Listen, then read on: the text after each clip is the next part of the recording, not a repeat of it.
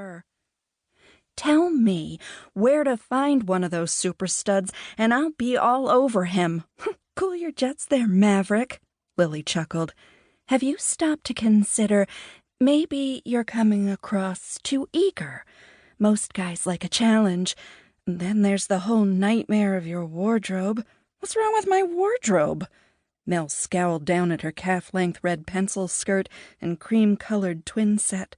The pearls might be a bit much, but they'd belong to her grandmother. "Nothing, if you're 90 and your name's June Cleaver."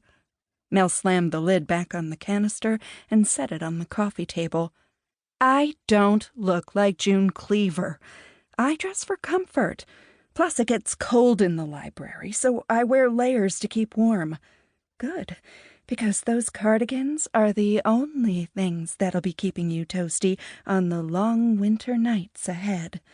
Lily's tone held a hint of pity, which set Mel's hackles rising. Her best friend had no room to talk.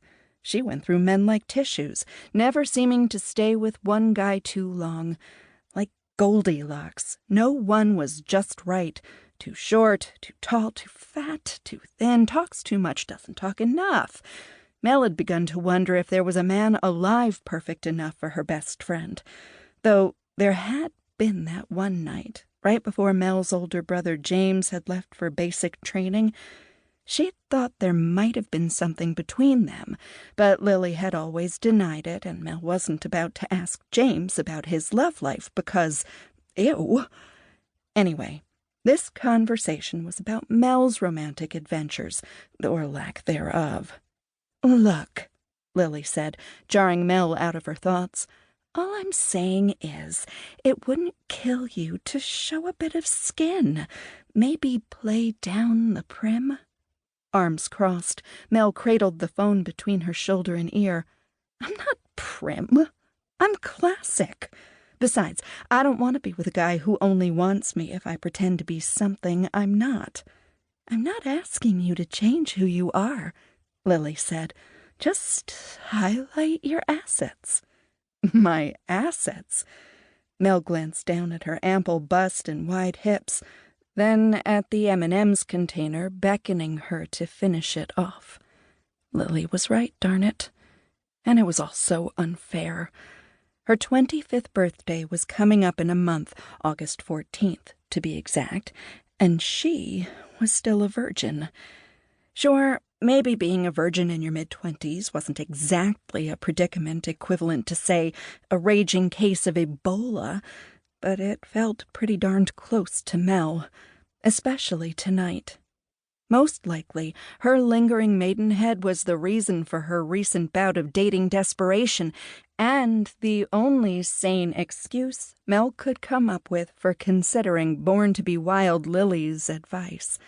After all, keeping it classy sure hadn't worked well in the love department thus far. Honestly, Mel's problems with the men of Point Beacon had started clear back in high school. From the day she'd turned 16 and her parents had finally allowed her to date, all the local guys thought she was too type A, too high maintenance, too good girl. Maybe that was true.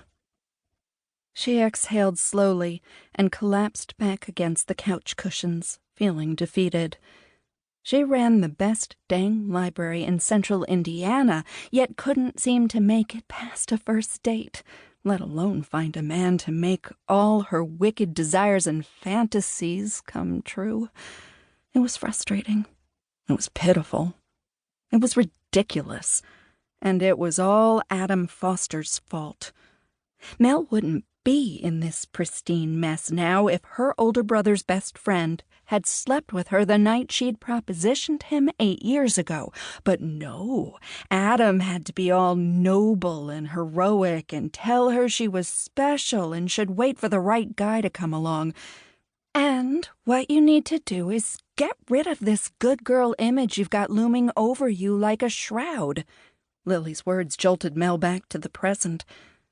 Perhaps her best friend was right. She'd been good until now. Maybe it was time to temper the sweet with a bit of spice. It was bad enough her parents constantly hounded her these